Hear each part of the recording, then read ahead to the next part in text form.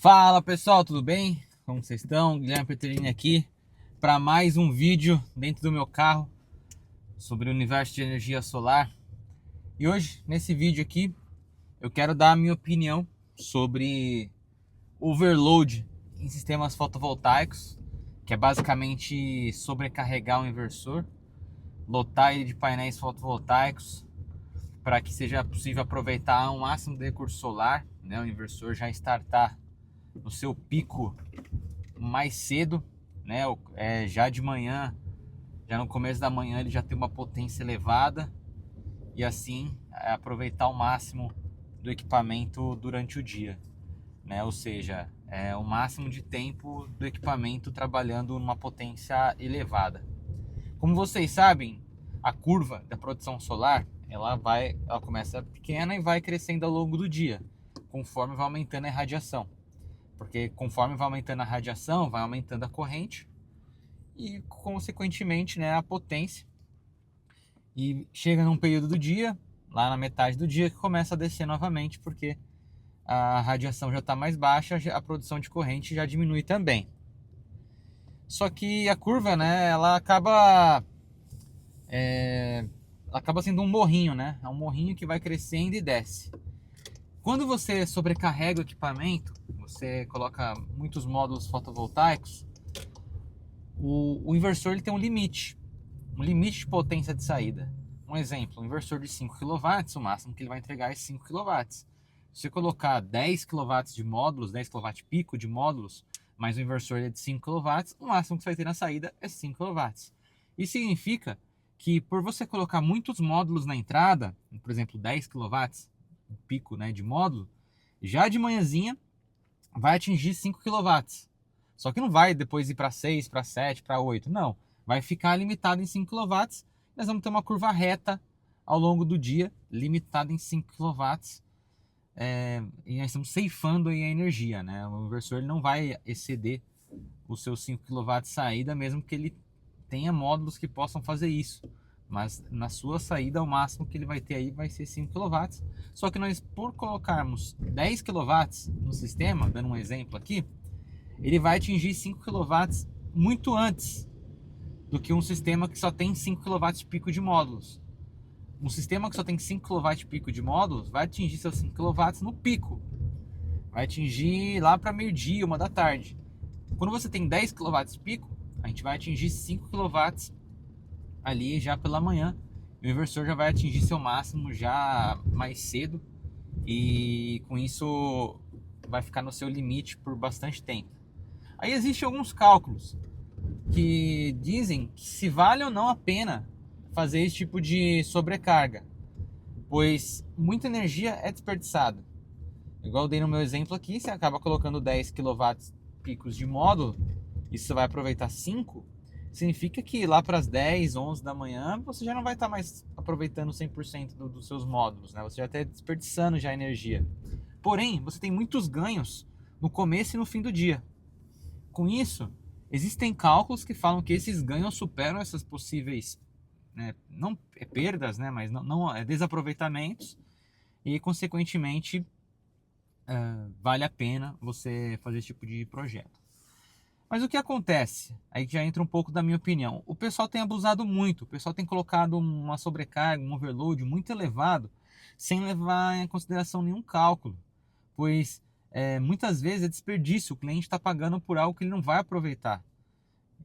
Ficar enchendo o telhado de módulos ali, sobrecarregando o inversor para ter um custo-benefício melhor, acaba não tendo benefício, você acaba gastando muito com coisas desnecessárias, colocando módulos a mais que não precisaria. Então, hoje o problema dessa sobrecarga é isso, o pessoal acaba colocando de forma aleatória a sobrecarga, né, no equipamento, sem levar em consideração o dimensionamento, sem fazer uma simulação em software.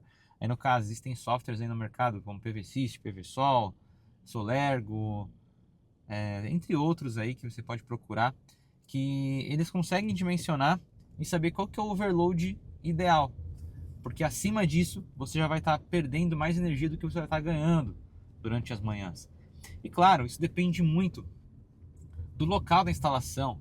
Local onde já tem muita irradiação, geralmente não vale a pena.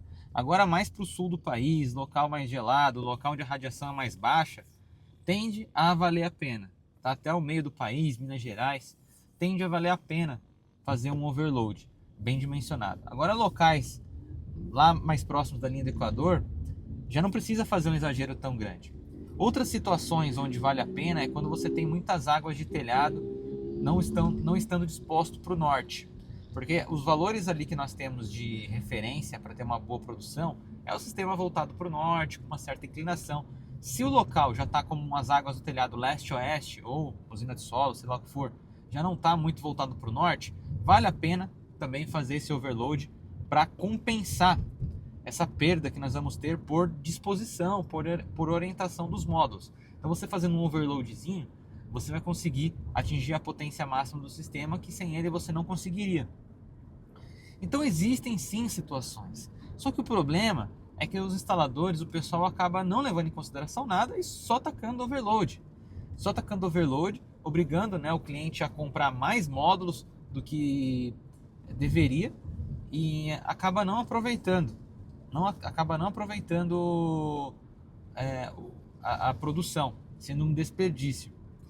Então, esse é o principal ponto que precisa ser levado em consideração. O overload sim é uma prática interessante, uma prática saudável para os projetos, porém precisa ser bem dimensionado. Não é atacar de qualquer jeito, fazer um overload aí de 75%, 100% hoje em dia, inversores aí que aguentam 100% de overload, o mais comum é 50%.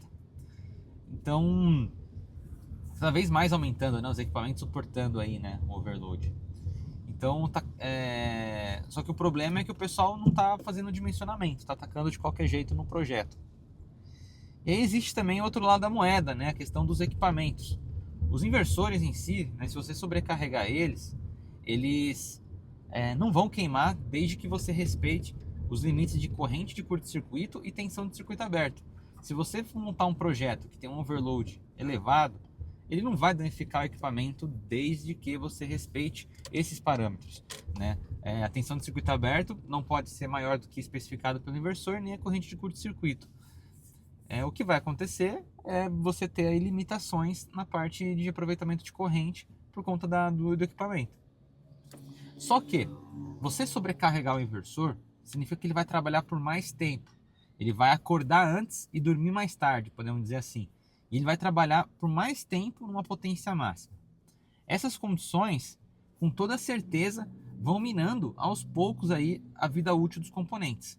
Os componentes eles vão trabalhar mais, consequentemente vão produzir mais energia, né, o sistema como um todo, só que provavelmente o inversor ele vai estressar antes, vai ter que trocar ele antes, porque ele vai minando aí a sua vida útil, os componentes tem chances de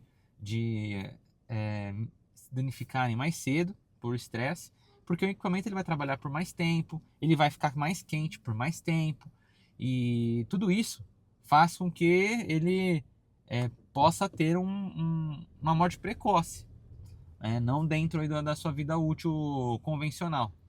Então isso é um fator muito importante. Porém, os fabricantes de inversores, eles estabelecem lá quais são os limites de overload dentro da garantia. Hoje, 2025, ainda as garantias dos inversores são 10 anos.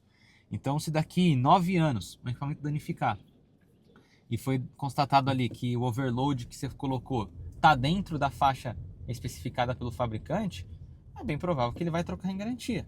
Agora, se você colocou um overload acima da taxa, né, especificada ali pelo fabricante, mesmo que esteja dentro dos parâmetros de tensão e corrente do datasheet, se daqui 9 anos o equipamento danificar, o fabricante pode alegar que o inversor morreu, né, antes do prazo, por exemplo, por conta desse overload acima do que ele especificou.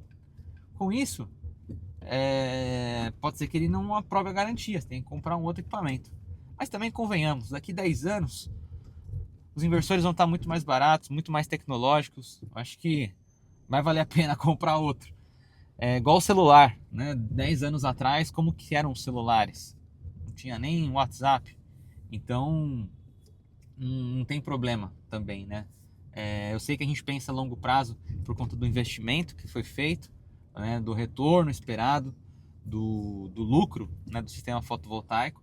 porém, daqui 9 anos você vai ter superado já, né? Isso aqui é no meu exemplo, né? Pode ser que essa morte precoce aconteça até antes. Imagina, você coloca um overload acima do que o fabricante determina e o inversor ele para de funcionar com 5 anos de operação. Imagina a dor de cabeça, né? Então, por isso que é muito importante seguir as recomendações e regras do fabricante, mesmo que a tensão em corrente esteja dentro, não ultrapasse o overload especificado pelo fabricante, para você não ter problemas com garantias no futuro. Beleza? Mas de resto, sempre tente dimensionar corretamente essa questão do overload, fazer aí os cálculos com base nas características do seu cliente. Pensa que um projeto de energia solar é como se fosse um corpo humano. Cada projeto é um projeto. Um médico, ele não passa a mesma receita para todos os clientes. Cada corpo é um corpo. Tem uma dose necessária, uma dose mínima, uma dose máxima, a dose eficaz. Projeto de energia solar é a mesma coisa. Cada casa é uma casa, cada telhado é um telhado, cada cliente é um cliente. Cada cliente tem o seu consumo, tem as suas características. Então, faça o dimensionamento da forma mais apropriada possível. E não desperdice energia. Aqui, ó, fazendo barbaridade. Estamos aguardando aqui. É isso aí. Não desperdice energia. Eu já visitei um player, né, do mercado de energia solar muito famoso e com uma equipe técnica de engenharia muito forte em Minas Gerais. E eles tinham ali um parâmetro para usinas de solo voltadas para o norte de 1.3 overload, ou seja, 30%, né? Bem diferente do que nós vemos hoje, aí o pessoal colocando 70%, 60%, 100%. Então, façam os cálculos, não desperdice energia, não faça o cliente comprar mais do que deveria.